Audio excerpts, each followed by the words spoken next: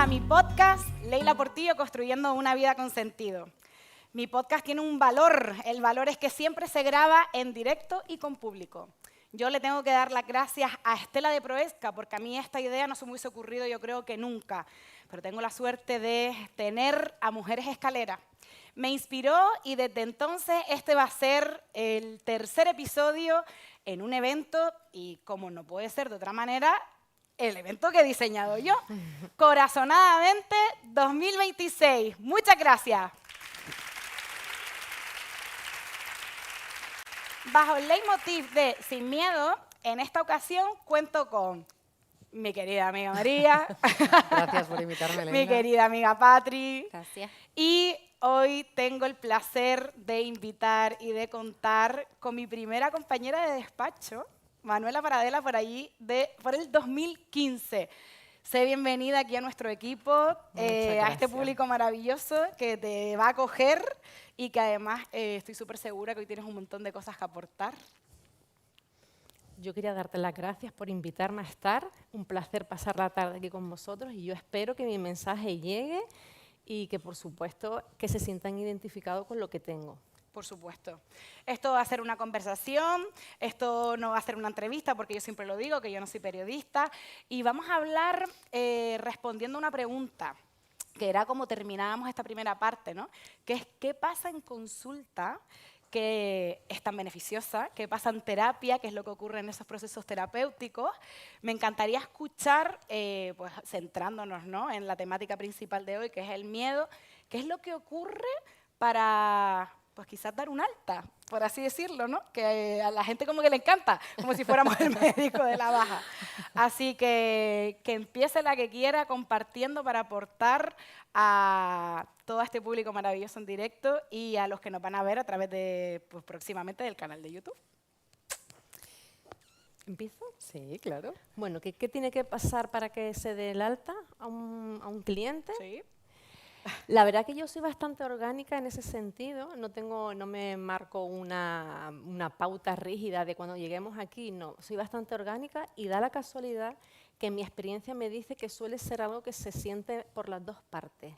¿Vale? Suelo preguntar mucho al principio, depende del motivo de consulta, me dejo sentir bastante y es verdad que suelo dar la opinión de la periodicidad, ¿no? Si no es, quiero verte la semana que viene o nos podemos ver dentro de 15 días.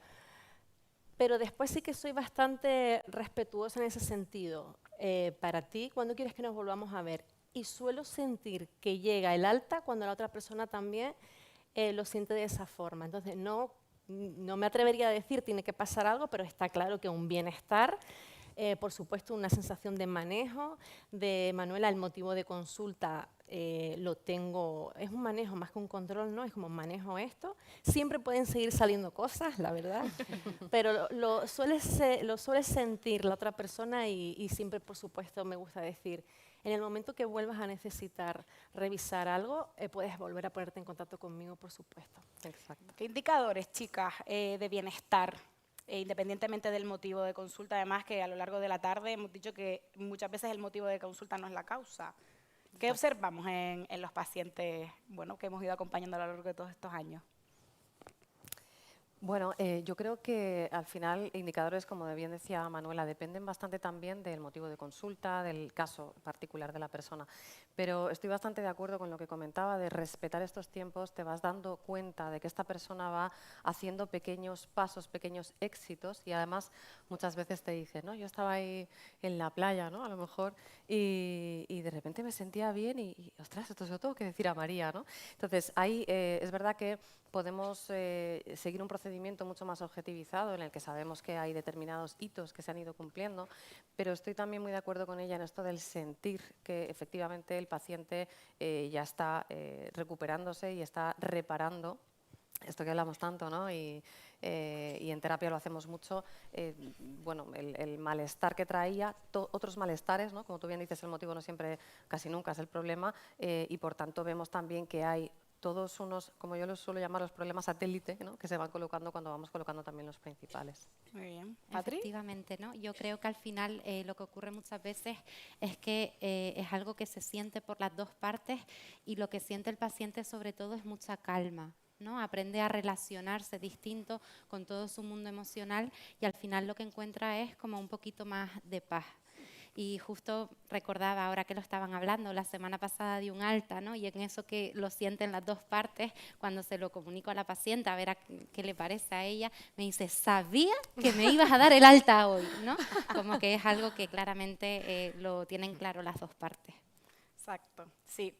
Específicamente en relación con la temática de hoy, que es el miedo, podemos poner, para que todo el mundo nos entienda, pues casos, respetando la confidencialidad y el anonimato, de lo que ocurre, ¿no? Pues vengo con este miedo y ¿cuál es la transformación? ¿Y qué pasa a lo mejor ahí en medio?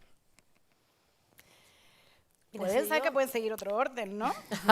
Que a lo mejor ellas piensan que mi podcast es así como todo formal. Patria, abróchate aquí, cariño, porque te vas a quedar en pelotillas en medio de... Gracias. Hombre, sería un exitazo, sin duda, esto, ¿eh? No hemos cambiado de ropa, tú te desnudas. Bueno, empiezo porque yo la verdad es que tengo ganas de hablar. Claro. Que llevo aquí desde las 4:30 ahí sentada y es como, a ver, Nosotros tengo estamos hartas, ganas, así que- tengo ganas, la verdad, de estar aquí con ustedes y me apetece, pues a mí es que me apasiona, la psicología perinatal me apasiona.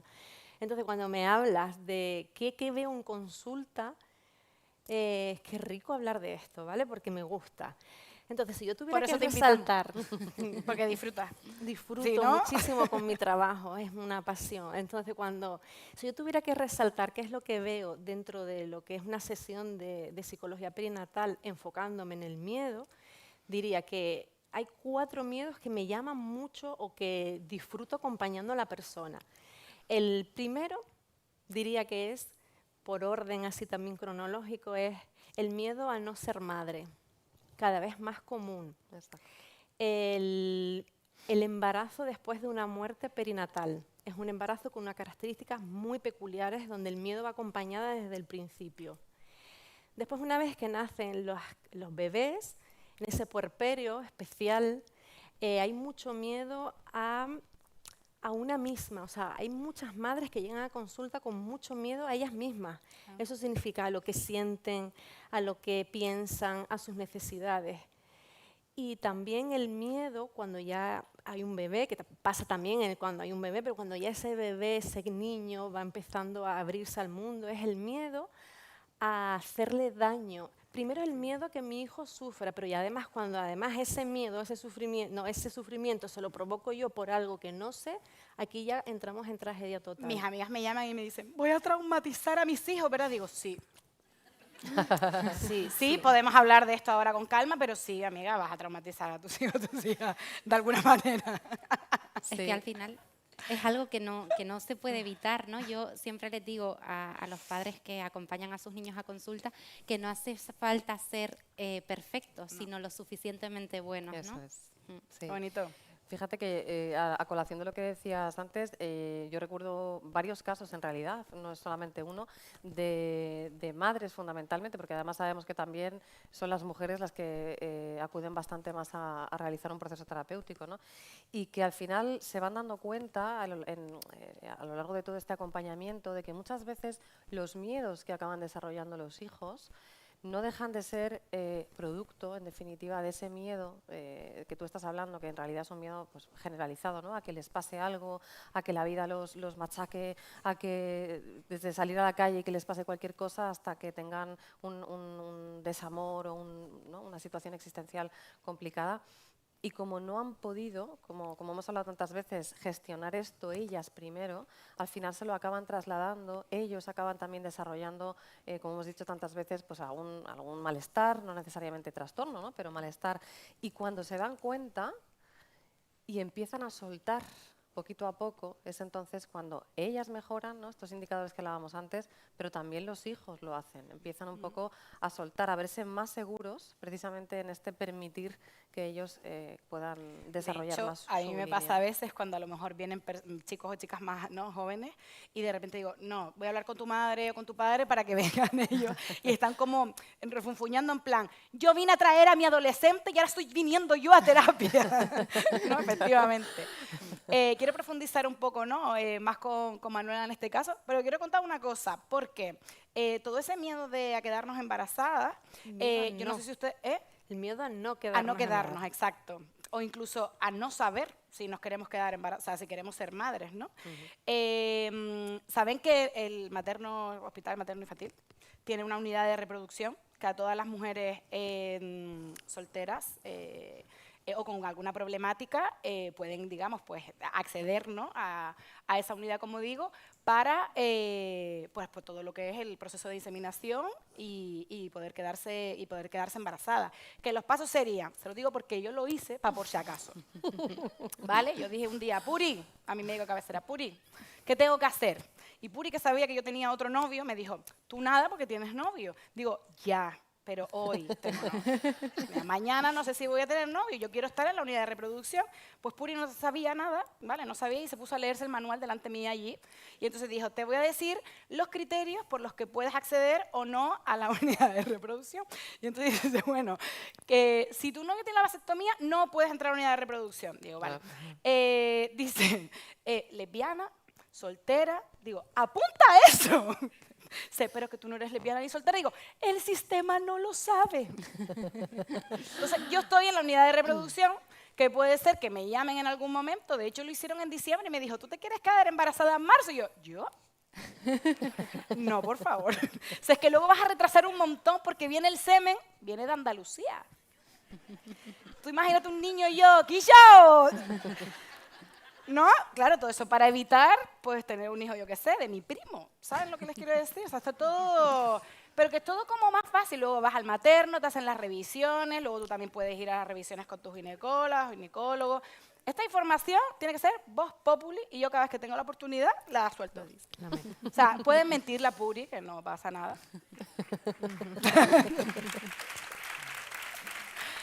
La mentira puede ser o una cosa rara que hacemos para evitar enfrentar la realidad o una estrategia. Y eso fue una estrategia maravillosa, además, salí de ahí súper orgullosa. ¿Acaso? Entonces, ¿cómo sabes tú que tienen miedo? ¿Te lo dicen las madres o las que, ¿no? Previas, o te lo transforman, te lo disfrazan y entonces tú ya detectas esos 4 miedos que tú pues acabas de exponer? Normalmente vienen con un miedo bastante identificado. Ellos vienen, te cuentan el miedo, lo que pasa es que de ese miedo se desprenden otros miedos. Si te dijera que detrás del tengo miedo a no ser madre, me he encontrado con miedo a ser madre, entonces descubrir eso es súper impactante. Muchas veces detrás cuando una persona, una mamá, una mujer o una mujer tiene miedo a no ser madre, en el fondo la maternidad se está convirtiendo en una necesidad. Entonces la pregunta de ¿para qué quieres ser madre? Desmonta mucho, no para que te vayas al otro extremo y dejes de tener el deseo de ser madre, pero es que ya te acercas de una forma diferente y eso ya es un montón, porque detrás de esa pregunta, ¿para qué quieres ser madre? Ves tantas cosas que el miedo disminuye. No significa que no desaparezca, porque es lo que decíais todo el rato, el mensaje. Realmente el miedo tiene una dignidad, no tenemos que trabajar para que no haya miedo. Pero cambia todo cuando tú te cuentas esa verdad. Entonces, de un miedo que pueden tener bastante claro, el miedo a no ser madre está bastante claro, pero el miedo al embarazo, el miedo a sí misma y el miedo a dañar no suelen ser miedos que ellos identifican, es algo que descubren en sesión. Qué interesante, súper. Podemos seguir, ¿no? con niñez, infancia, juventud. Yo quería añadir, ¿no? Sí. A lo que está diciendo Manuela, que es verdad que con niños y adolescentes sí que ocurre que no te expresan en concreto que tienen miedo. No suele ser como muy común que te digan, pues tengo miedo a esto, tengo miedo a esto otro, sino que a través pues, del dibujo, de las figuras de Playmobil, ¿no? O de una serie de técnicas que se utilizan, no técnicas, sino herramientas, ¿no? Para hacer un poco, para externalizar todo lo que ellos sienten, es así como salen esos miedos, ¿no? A mí me gusta mucho utilizar pues, todos estos recursos porque al final ayudamos a los niños y adolescentes a poner en palabras lo que a ellos les cuesta expresar. Y muchas veces vamos, mediante este trabajo, haciendo consciente lo que para ellos es inconsciente. Exactamente. De hecho, no solo los niños, lo bueno es que hay niños y adolescentes que van a terapia, pueden aprender a externalizar con palabras lo que realmente está ahí dentro, ¿no? Que generalmente esto es una tarea bastante complicada que nos enseñen desde casa, ¿no? Esto que en psicología además conocemos como la exitimia, ¿no? Que cuesta tanto definir qué siento, cómo lo siento, ¿no? Pero claro, cuando no han ido a terapia, cuando son pequeños, adolescentes, o cuando bueno, pues su trayectoria no lo ha permitido, llegan en la edad adulta y te dicen, no, es que yo me acuerdo que tuve un paciente que me decía, no, pero es que yo tengo ansiedad. Digo, pero ¿tú estás seguro? Cuéntame, ¿qué te pasa? ¿No? ¿Qué es lo que sientes? Y al final lo acabamos identificando con ira, ¿no? Por ejemplo, que tenía ese problema de enfado. Dice, no, pero es que a mí, digo, ya. Pero entonces vamos a ver las diferencias, ¿no? Entonces, es verdad que el vocabulario no siempre lo tenemos para poder expresarlo y que incluso el adulto cuando llega, a veces es verdad que te dice esto, ¿no? Pues yo que tengo miedo a, yo qué sé, a ir, pues no, iba a decir autobús, madre mía, en guagua. Por favor, sacadle de mi podcast. El miedo a ir en guagua o lo que sea.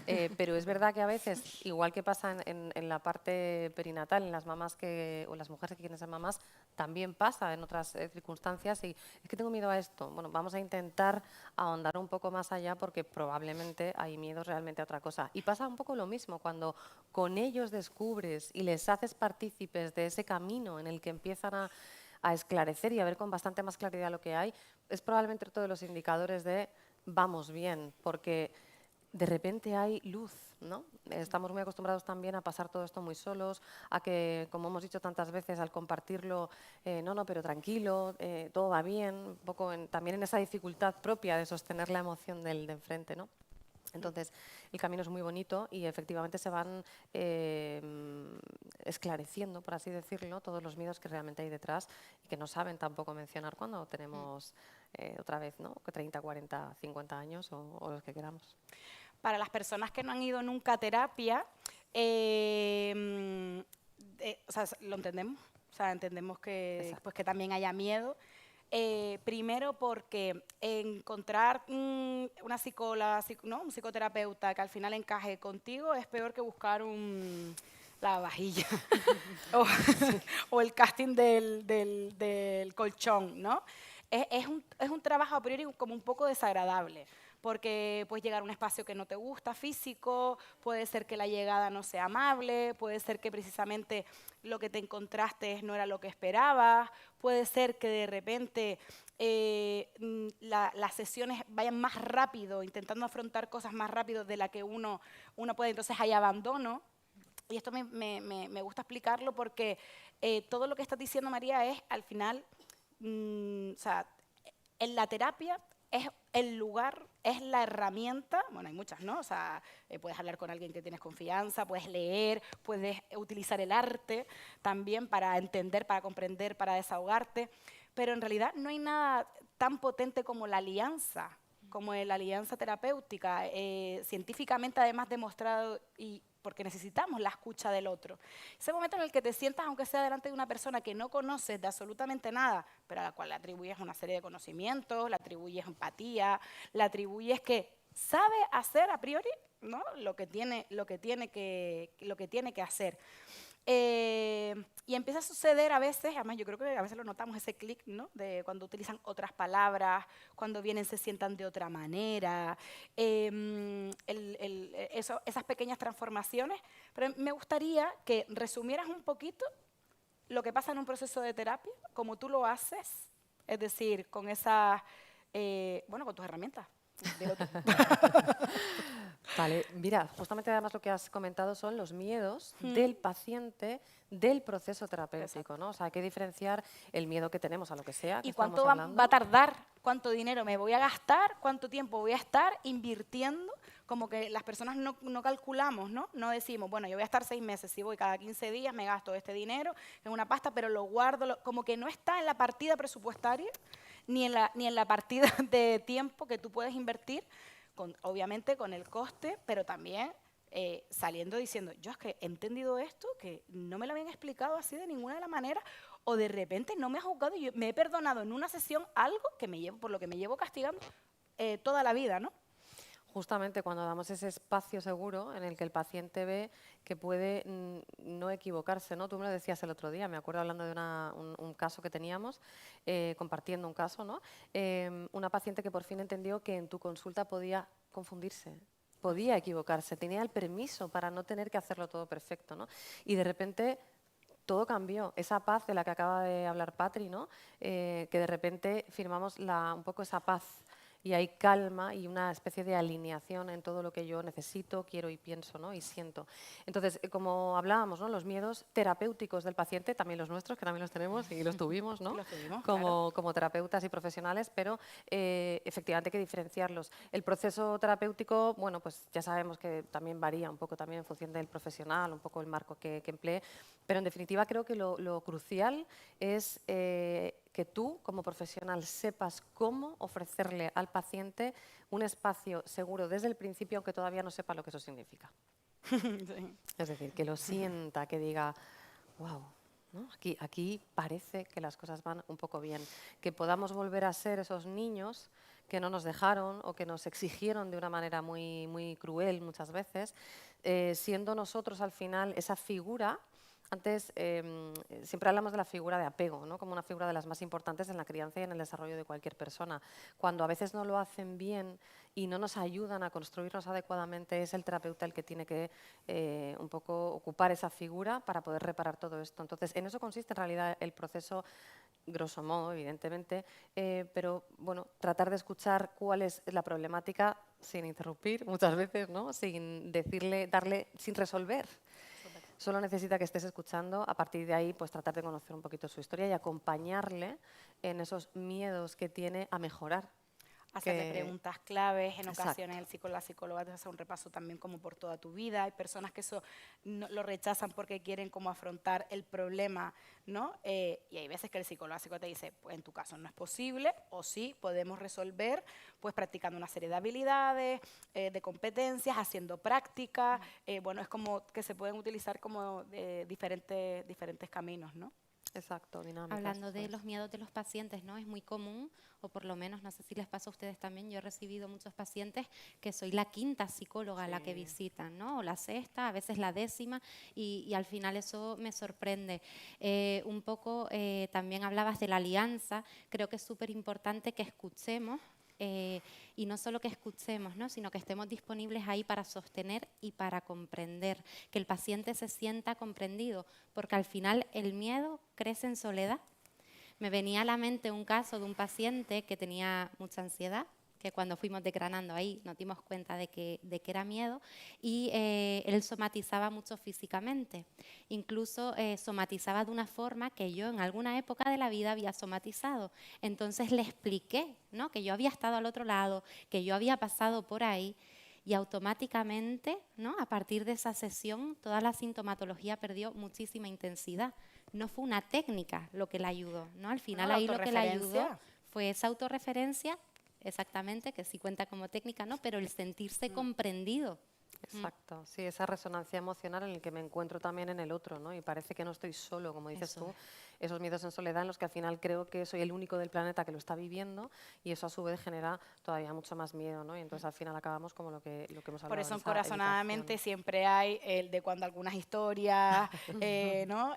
Siempre hay alguna referencia, porque para que todas las personas que nos escuchan, nos ven, dicen, ah, vale, que es que a ellas también les pasa, porque parece que estamos como en el límite del bien y en el límite del mal, y nada más lejos de la realidad. Manuela. Yo añadiría, creo que es terapéutico ya la relación que se establece, eso que a veces la alianza, a mí me parece que ahí ya se hace el 80%, diría yo, de lo terapéutico. Y daros cuenta que la persona que viene ya ha intentado ponerle una solución, ha pasado por otros terapeutas. Entonces, siento mucho una invalidación propia, o sea, hay mucha invalidación propia y mucha invalidación del contexto más cercano, no porque no quieran a esa persona, sino que tu sufrimiento es mi sufrimiento, entonces sal de ahí.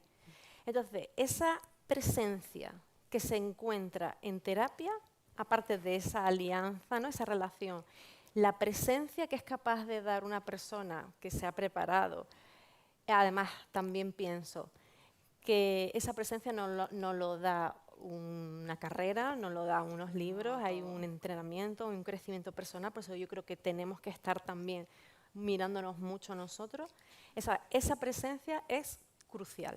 De hecho, cuando a mí la gente me pregunta, ¿cómo puedo decidir o elegir a un buen psicólogo o psicóloga? Yo, por favor, pregúntale si ha ido a terapia. Totalmente. ¿Sabes? Porque en el momento en el que el psicólogo te dice que es que todavía no le ha hecho falta, digo, ¿cómo que todavía no te ha hecho falta?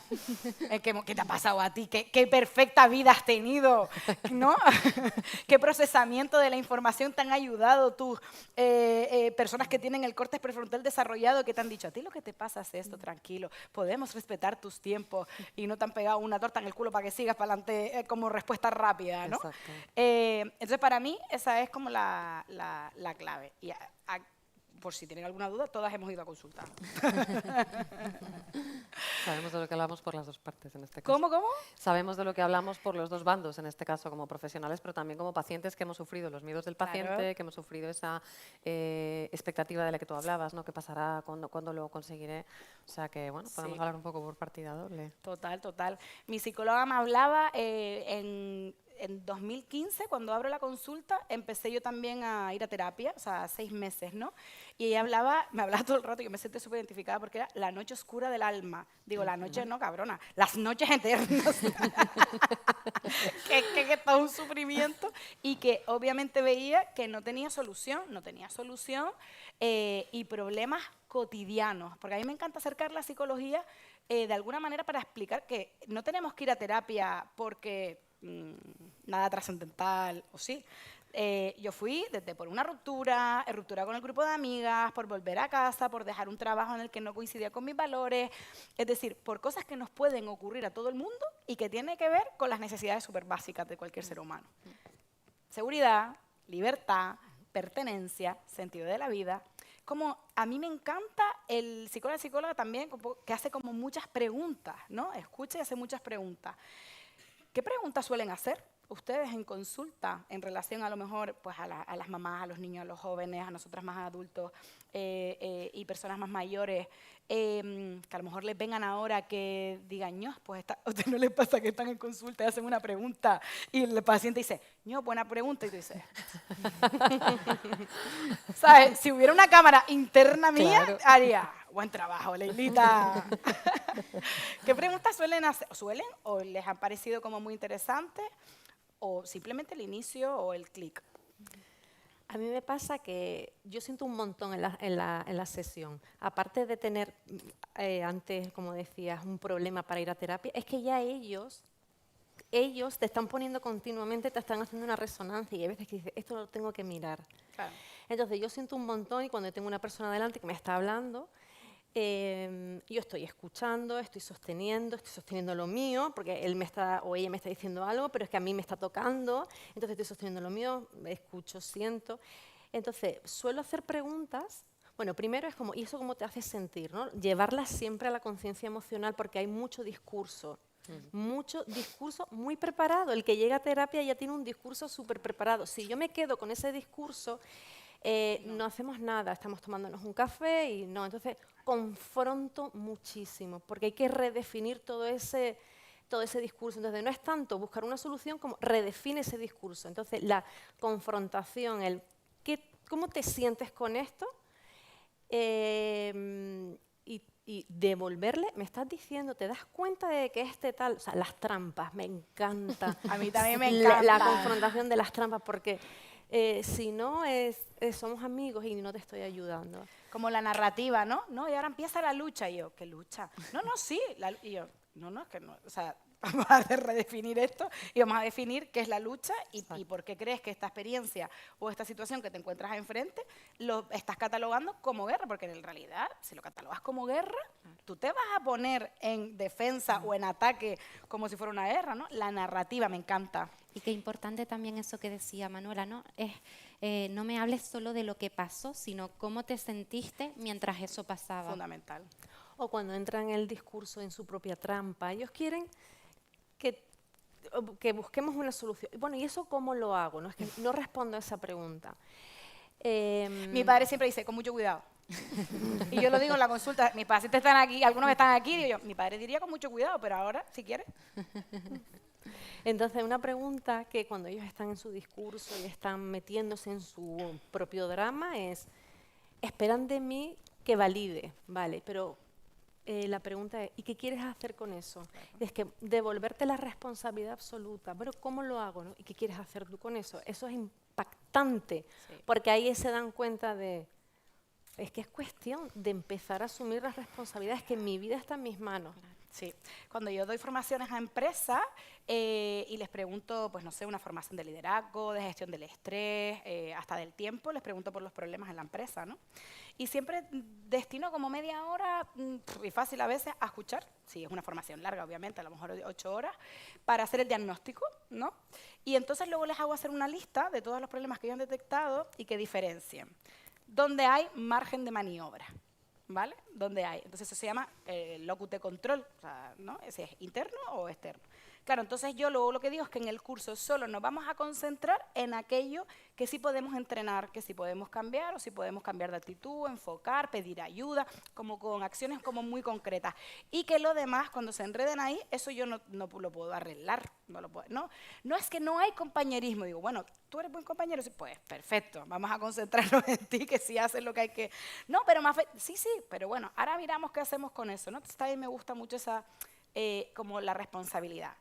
También les digo que hay mucha gente que dice, sí, me responsabilizo, pero el contexto, ¿no? Corazonadamente arrancaba con vídeos anteriores y había una parte de María, ¿no? Que decía, el contexto importa. Pues sí, es decir, hay muchas corrientes, ¿no? Que al final es como que el trastorno lo tienes tú y tú tienes que arreglarte. Y en realidad nosotros venimos de unos modelos de familia, venimos de una realidad económica, si estamos o no estamos en guerra, si yo tengo posibilidad de acceder por lo que sea a un máster o no. Yo creo que también, o sea, que no todo es, voy a decir la palabra culpa nuestra, pero en realidad es la responsabilidad y saber dónde la coloco, ¿no? ¿Qué más preguntas? Estaba pensando, ¿no? La responsabilidad relacionada con el éxito que preguntabas antes, ¿no? Al final, para mí una clara señal de éxito es cuando el paciente, ¿no? Es reconocer más bien con el paciente que todo lo que ha logrado no es mérito mío por ser su psicóloga, ¿no? Es mérito suyo, yo le he guiado, yo le he acompañado, pero ese trabajo lo ha hecho él. Sí, es verdad que hay muchos que les gusta pensar como un trabajo en equipo y yo creo que también, ¿no? Porque en realidad no haríamos nada solos. O sea, aunque sí, hay una parte que sí, hay una parte que no, ¿no? De hecho, hicimos un corazonadamente que era el poder del vínculo. Imagínense, 3 horas aquí hablando del vínculo. Mary. Pero exactamente lo que comentabais tanto de la alianza terapéutica, al final, si podemos cambiar este tipo de cosas es precisamente porque lo hacemos acompañados de, como decía ella, alguien que te está sosteniendo y que te trae constantemente a esa conciencia emocional. Preguntas como esas son fundamentales. Yo en consulta soy muy pesada y siempre se lo digo. Otra vez te pregunto lo mismo, pero ¿qué sentiste? No, estaba preocupado.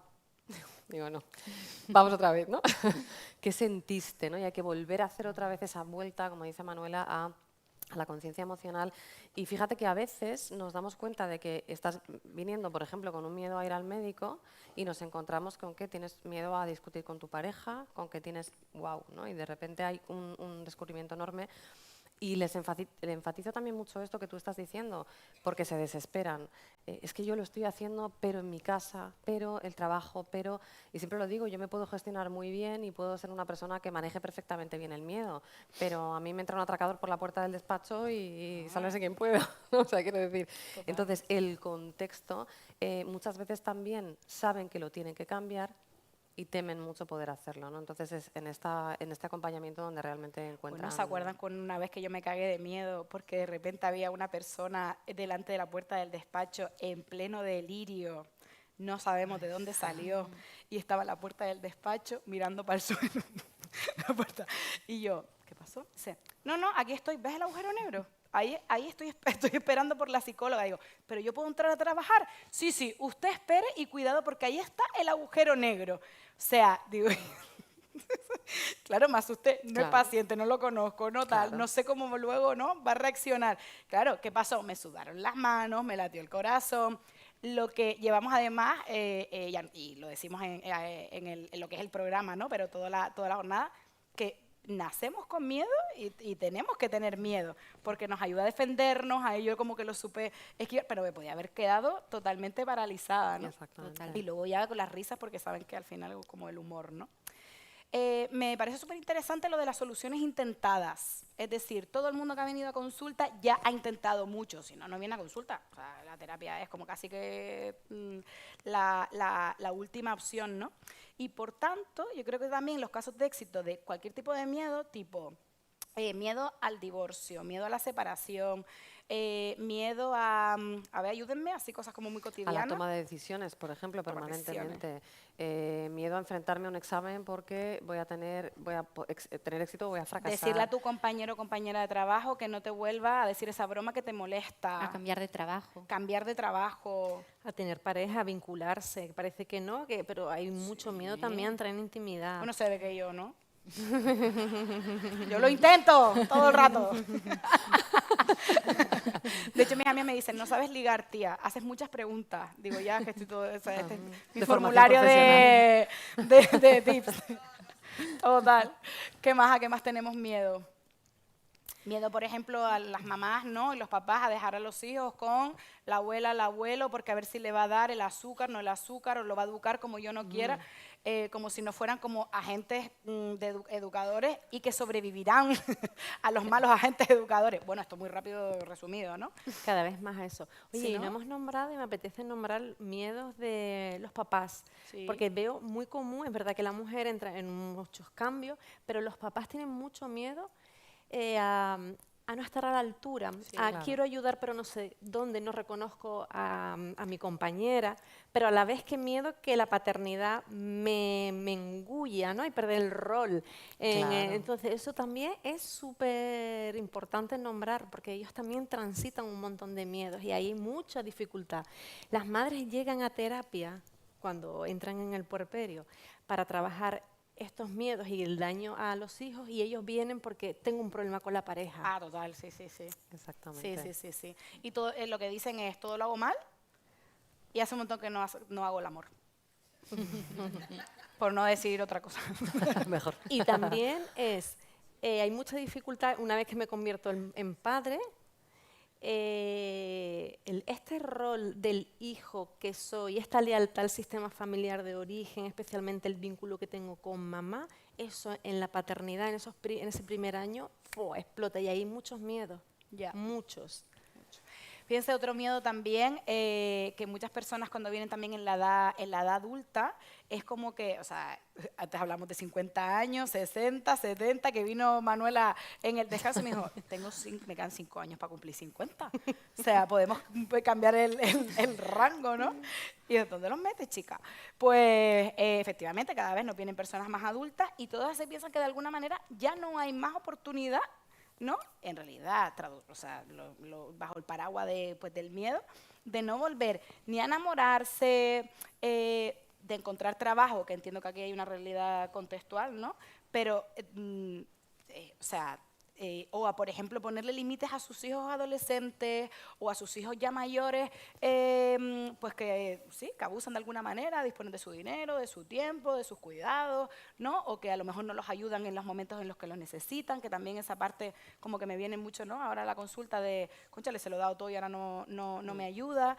Y sienten como que ya no hay posibilidad de cambiar, ¿no? Es como que llega un momento, una edad, y entonces todo es justificado, ya es tarde. Exactamente. Y no solo eso, y de hecho se juntan muchas veces todos estos casos, ¿no? Ese miedo a lo mejor a separarme un poco más de mi hijo porque me está haciendo daño, miedo a ser abuela, ¿no? Que también acabo de tener un nieto. Es también ese miedo que entra a determinadas edades de empezar en terapia y pensar si el coste de entrar en terapia es o no es demasiado alto y merece la pena. ¿En qué sentido? En que darme cuenta con 60 años de que tal vez llevo toda una vida haciendo las cosas como los demás han querido, en esa lealtad sistémica que tenemos a la familia. Y entonces, ahora que me queda no sé cuánto tiempo, no sé de qué manera, ¿realmente me merece la pena enfrentarme a eso que implica reconocer y que de repente el castillo de naipes se caiga, ¿no? Sí. De alguna manera es un miedo bastante importante que de repente nos encontramos en el camino psicoterapéutico. Claro, ella o él no te vienen con esto, ¿no? pero de repente surge y ¿ahora qué hago? ¿No? Y por el Entonces, hecho de poner límites o de no seguir haciendo o no querer seguir haciendo lo que siempre, ¿no?, has hecho, entonces aparece la etiqueta de es que voy a ser malo o voy a ser mala.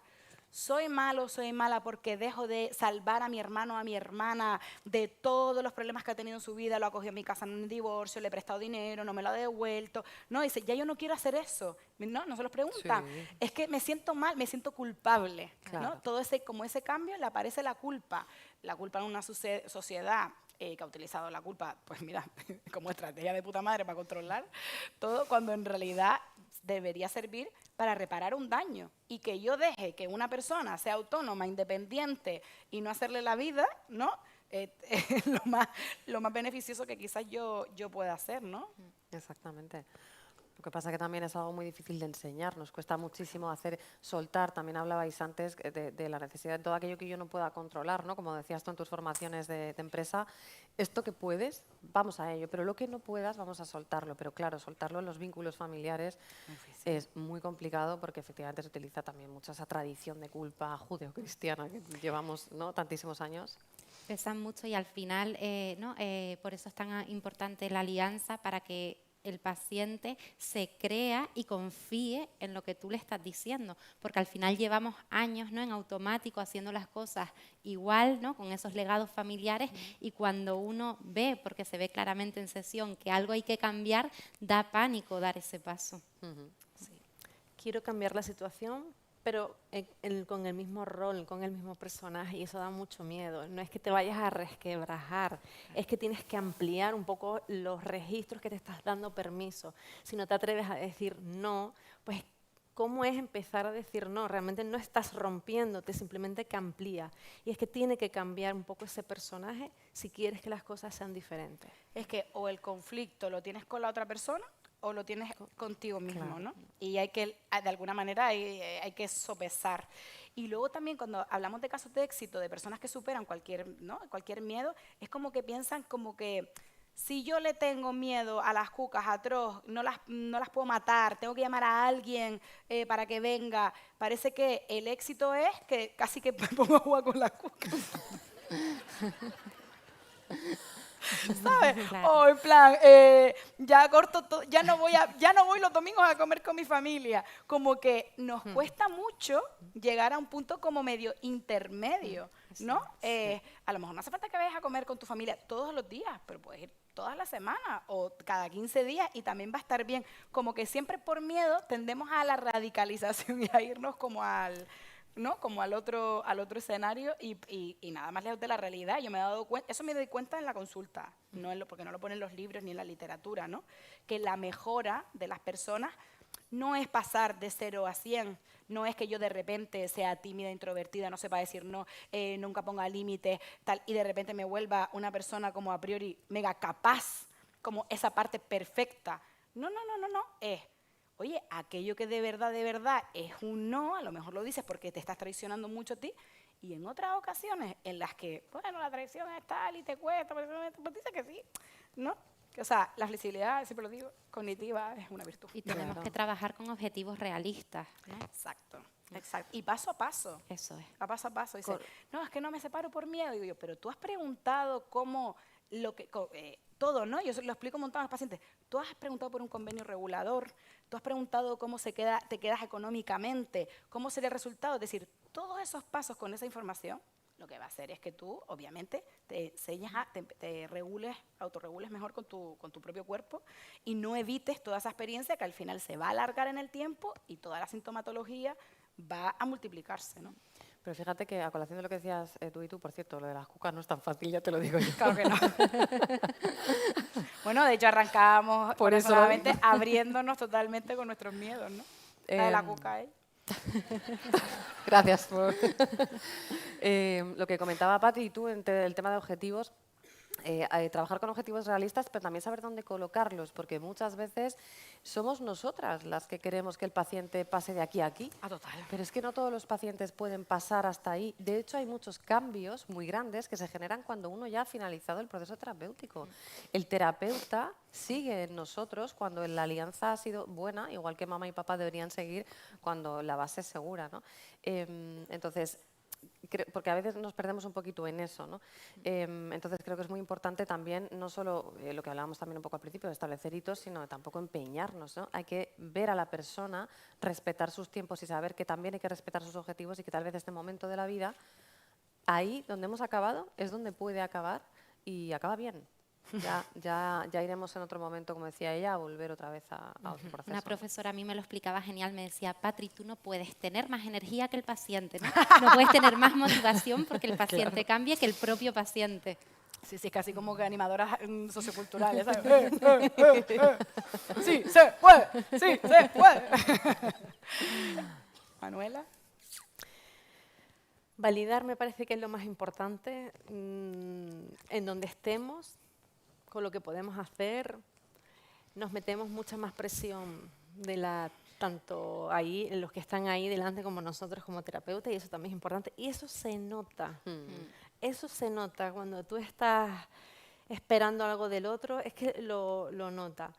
Entonces, validarnos, contarnos verdad, saber que antes estabas diciendo una cosa, María, y es que es fuerte porque es ese miedo que tiene una madre de dañar, lo transmite los hijos y eso ha generado mucha culpa.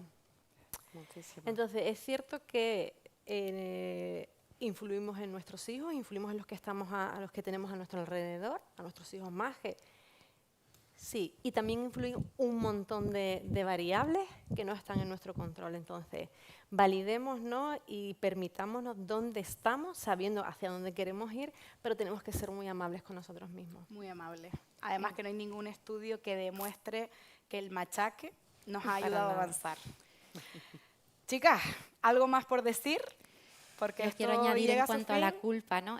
Yo trabajo mucho con ellos en sesión que cambiemos la culpa por responsabilidad, porque la culpa al final nos paraliza y la responsabilidad nos lleva a la acción, ¿no? Y ver qué cosas están en nuestra mano y qué cosas podemos mejorar e ir cambiando.